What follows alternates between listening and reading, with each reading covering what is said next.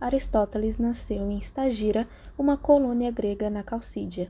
Seu pai, Nicômaco, era médico de Amintas da Macedônia, avô de Alexandre o Grande. Aos 17 anos se tornou aluno de Platão em Atenas e contrapôs a teoria das ideias de seu professor. Para ele não há ideias inatas, ou seja, pensava o oposto de seu mestre, que defendia que as ideias eram mais reais que os fenômenos da natureza. Para Platão, o que vemos ao nosso redor são apenas reflexos de algo que existe de forma mais real no mundo das ideias. Para Aristóteles, era o oposto. Aquilo que existe no campo das ideias é o reflexo dos objetos na natureza, e esse é o mundo real, o que sentimos e experimentamos.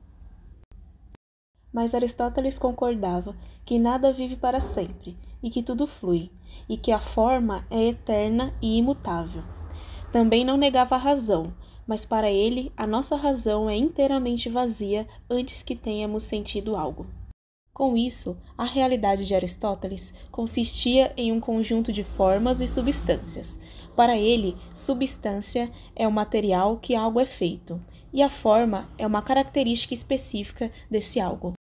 Da substância sempre há a possibilidade de surgir a forma. Cada mudança na natureza é a transformação de uma substância de uma possibilidade para a realidade.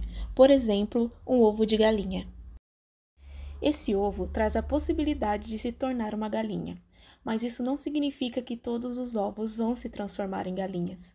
Mas também não há a possibilidade desses ovos se transformarem em cisnes, por exemplo. Ou seja, a forma não diz somente sobre a possibilidade, mas também sobre suas limitações. E isso não é exclusivo dos seres vivos.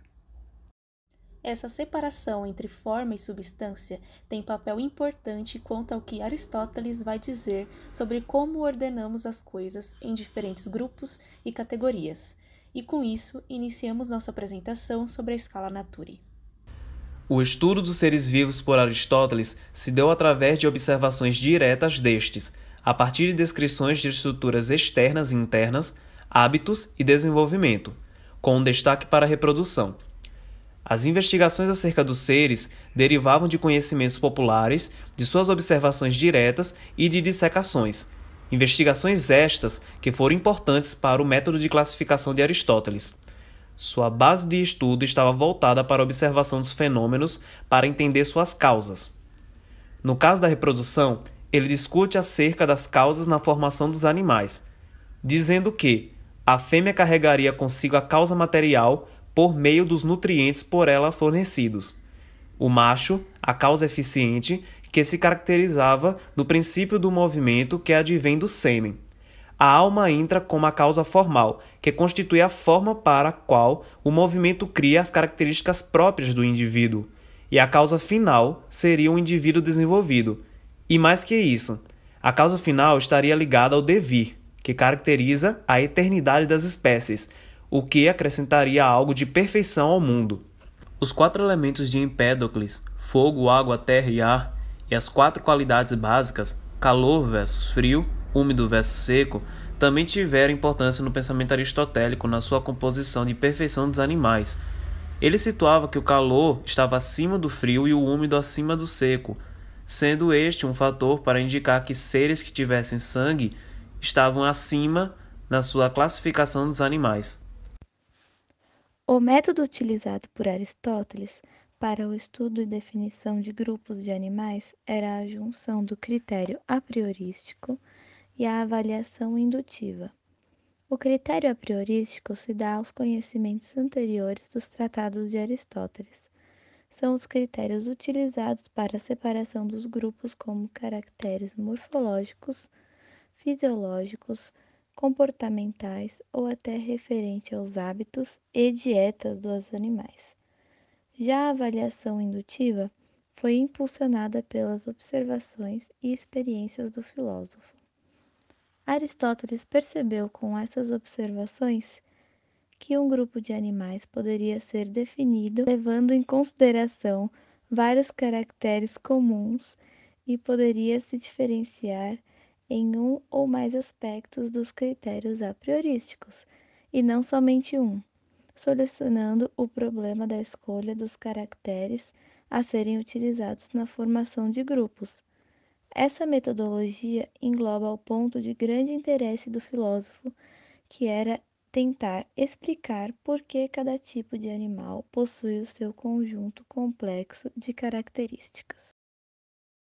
Para falar de escala natura, é importante pontuar que a ideia de escala natura representa uma expressão muito presente dentro da filosofia e da ciência histórica do mundo ocidental. Ideias como cadeia do ser, escala da perfeição, a ideia do estatismo, da linearidade e da ausência de mudanças ou alterações nas formas orgânicas é muito presente dentro das ideias e das hipóteses que fundamentam a teoria do conhecimento. Nesse sentido, em Aristóteles acontece uma diferenciação na ideia de scala naturae, né? Principalmente pelo seu método de observação das características dos animais. Aristóteles utiliza da ideia de continuidade. Nesse sentido, ele fundamenta as transformações e as mudanças dos animais a partir de uma classificação. Ele observa características como habitat, forma externa, estrutura anatômica, na presença ou ausência de órgãos e funções, a sensibilidade, a inteligência. Nesse sentido, ele classifica os animais em uma ordem decrescente, que classifica em dois grandes grupos, os animais com sangue e os animais sem sangue. Nesse sentido, a escala natura foi uma visão de mundo dominante dos pensadores europeus durante séculos. Estava fortemente associado às ideias de ordem divina, perfeição, continuidade e gradualismo. Então, Aristóteles utiliza da escala natura para fazer uma classificação dos animais. E isso é analisado a partir do seu livro Gênero Animal. Portanto, finalizando nossa apresentação, podemos notar que Aristóteles tinha uma cosmovisão de um mundo eterno e imutável, onde as espécies que habitam este mundo têm uma essência eternizada, que era chamada de eidos. E essas espécies, elas eram classificadas em uma série linear de perfeição, onde o ser humano está no final dessa cadeia de perfeição. Aristóteles tinha uma metodologia de observação de experiências, que eram feitas, por exemplo, dissecações e generalizações, e, portanto, não apresenta nenhuma conotação evolutiva de como entendemos a evolução hoje. A evolução, ela é entendida hoje como uma eterna mudança, não que seria um universo imutável, e que, portanto, as espécies elas se tornariam outras espécies, e não haveria essa tal série linear de perfeição. Apesar de que, quando digitamos evolução para buscar imagens, encontramos sempre essa imagem dos chimpanzés crescendo e virando um hominídeo, da esquerda para a direita. Podemos notar que ainda existe uma certa ideia de uma série linear de perfeição, onde o ser humano seria o ser mais evoluído. Porém, para entendermos a evolução, não podemos pensar em seres mais ou menos evoluídos, já que todos estão adaptados a seu meio e, portanto, sobrevivem e estão evoluídos.